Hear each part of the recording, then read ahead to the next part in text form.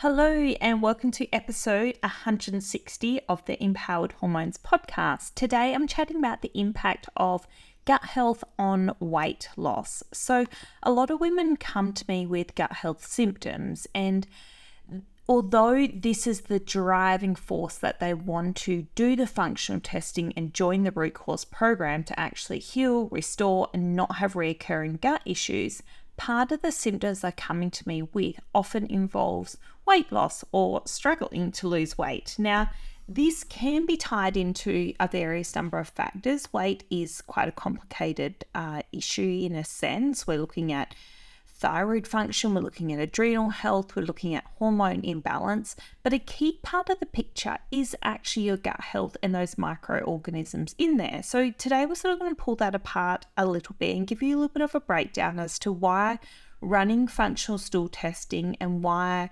obviously doing your full thyroid panel, doing your Dutch comprehensive hormone testing, looking at your cortisol and adrenal glands are really important, but your gut health may be more important than what you think.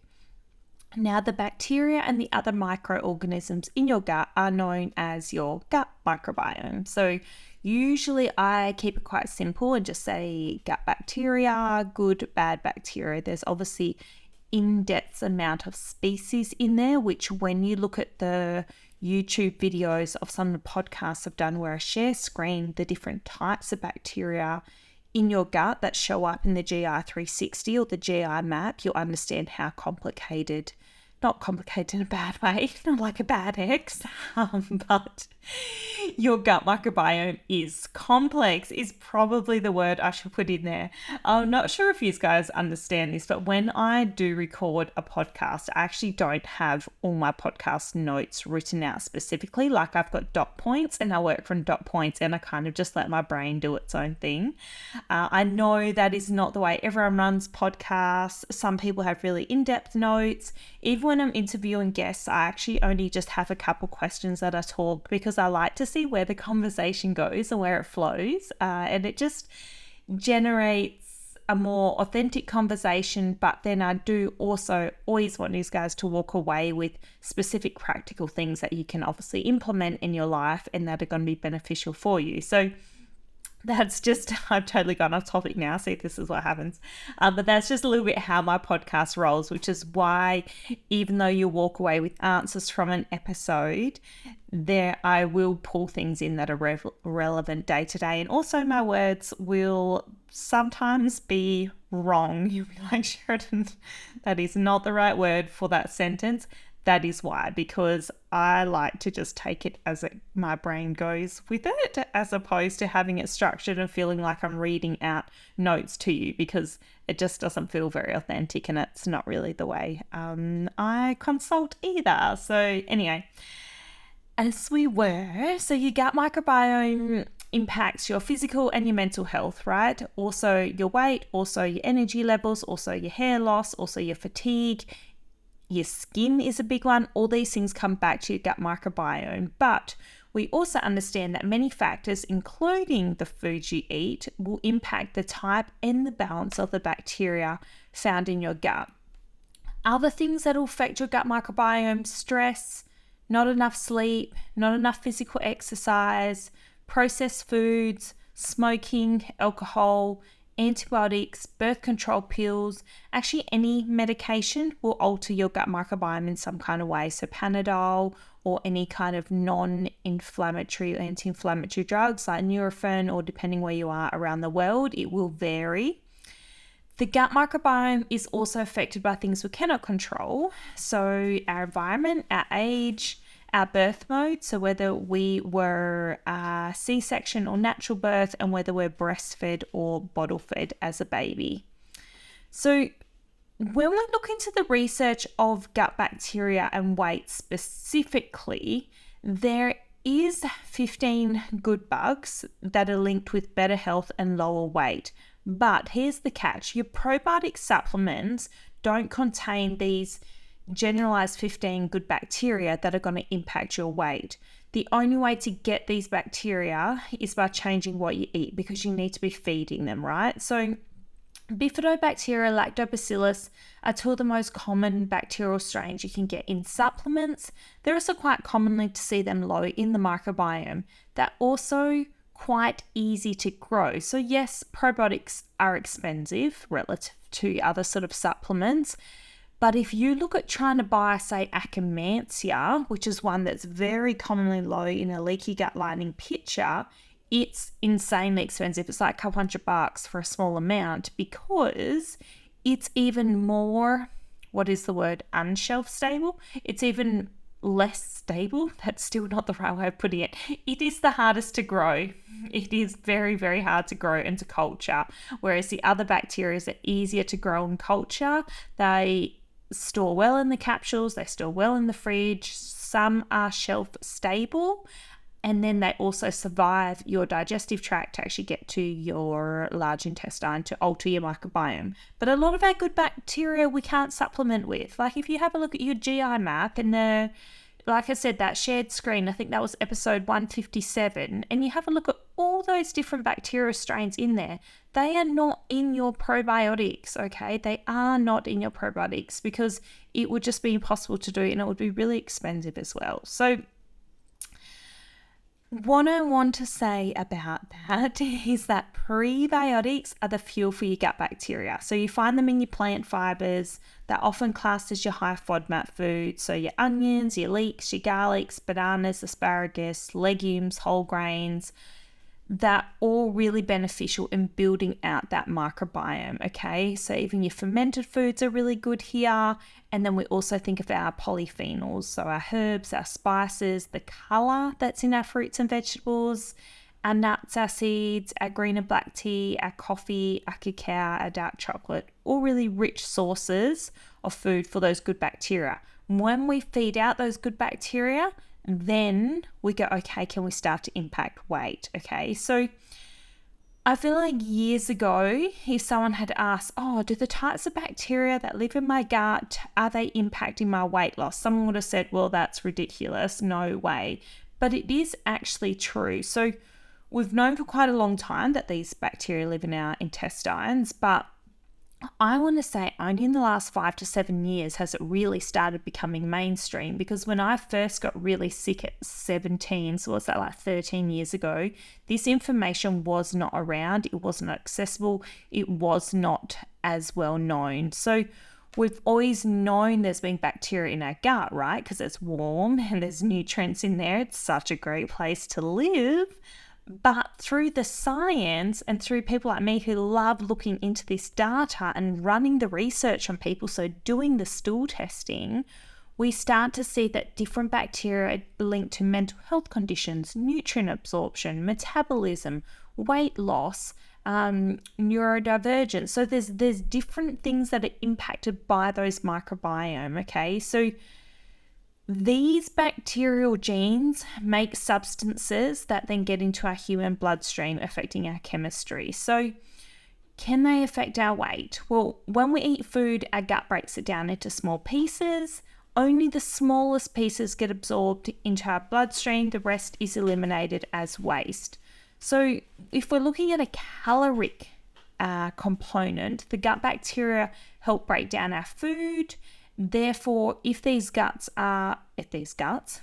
guts have more of these kind of bacteria, it should be harder to lose weight because of the way they're digesting and absorbing these calories. So there is a caloric component, which is probably more confusing than anything else.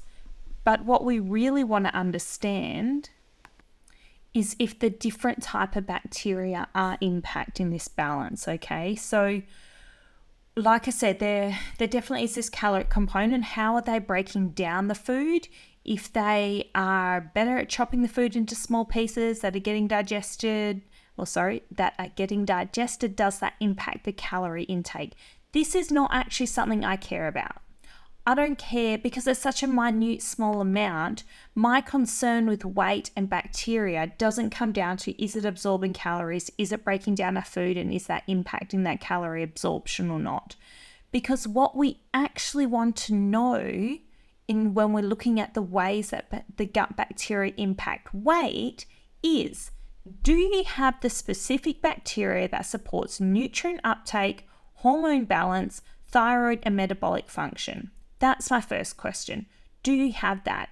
If you have inflammatory bacteria, which means poor digestion and poor absorption of nutrients, that is going to impact this. So that's the first thing you care about, as opposed to the caloric intake from the food, because I personally don't see that impacting my clients as much as if they've got an inflamed gut from the sort of overgrowth of bacteria. Secondly, do they have IBS?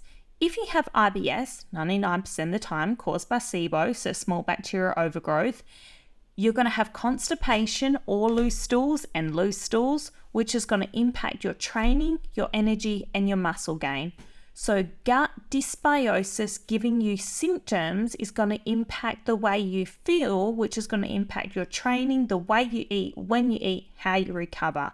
Therefore, is your gut bacteria impacting your weight? Yes, it is. So the other things you want to look at is inflammatory gut symptoms in a sense. So if you've got a lot of dysbiosis, so more what we call inflammation causing bacteria, so bad bacteria, as opposed to our anti-inflammatory bacteria, you're generally going to have higher cortisol because that downplays inflammation, and that's going to cause you to hold on to weight. So when you run a Dutch test, so looking at that hormonal picture and that adrenal testing, often we see higher cortisol, which is telling me that either there's poor blood sugar levels, there's stress, or there's some kind of inflammation in the gut that your body is trying to pump out the cortisol to make you not feel as inflamed, okay? Because cortisol is trying to downplay the inflammation. So they would be my three big things. 1, what bacteria is there in the gut? 2, do you have gut symptoms? 3, what is going on with cortisol? And then lastly, you want to go, the food we are eating is going to change and impact this environment. So not so much about calories, but about what type of food. Is it your prebiotics? Is it your probiotics? Is your polyphenols playing a role here? Because these are the ones that are going to feed those healthy bacteria, which is going to impact those higher level things. Of course, if you're eating a lot of crap food, that's going to feed inflammatory bacteria. So lots of seed oils, lots of canola oils, lots of your processed foods, like really sugary products, which is going to feed some of those inflammatory bacteria. So we need to make sure that we're feeding the right bacteria because yes, for obvious reasons, fibers increase satiety, which is going to stop you from overeating. For example, an apple, that contains a lot of fiber. That is going to make you feel fuller than a handful of corn chips. It also contains fiber, which means it's going to feed the good bacteria, which is then going to impact weight, as opposed to your corn chips, which don't contain fiber, which don't feed that good bacteria. So it's a multifaceted approach, and I think weight loss always is. Yes, you've got to look at the amount you're exercising. Are you strength training 3 to 4 times a week? Are you doing some kind of resistance training? Are you getting your 8 to 10,000 steps in a day, or bike ride, or swimming, or some kind of cardio? Those things are important. Have you looked at your protein intake? Are you eating enough protein each day to support muscle recovery and weight loss? Then also, what is happening with your gut health? What is happening with your adrenal glands? Because like I said, that in itself is going to hold onto weight as well, especially if there's imbalances with estrogen, because that holds on to excess fluid. So sometimes it's not even weight as in body fat. Sometimes it's fluid retention, which is making you read heavier on the scales, or your clothes don't fit as nicely.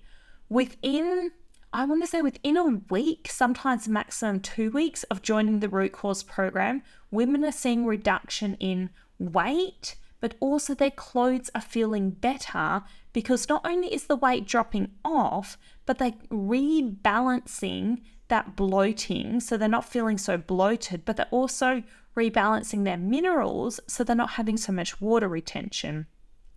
So weight is a complicated issue. Gut health, bacterial strains definitely play a role, but I think they're a part of the whole picture. Going and taking some probiotics is not going to fix your weight problem.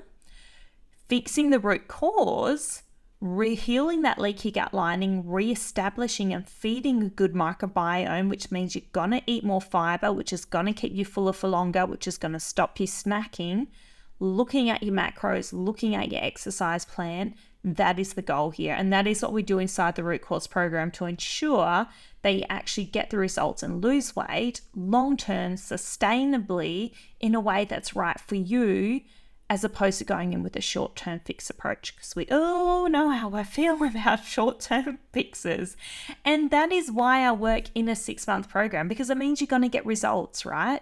Whereas if I said, hey, I'll just do a single session here or there, you are not going to walk away with the same results as someone who's committed to 6 months. And women often say, oh yeah, but I am committed, but I just want to do a one-off. I'm sorry, but you can say that you're committed now, and you might have full intention of being committed, but without weekly check-ins, without chatting to me every week, without telling me how you're going, without getting the support and the guidance you need, because life happens, symptoms flare up, diets change, gut changes, skin changes. Without that ongoing support, you just simply don't get the results that you really deserve. I hope this episode was helpful. If you want to understand this connection better, follow the links in the show notes to register for my workshop. It's being held at 6 p.m.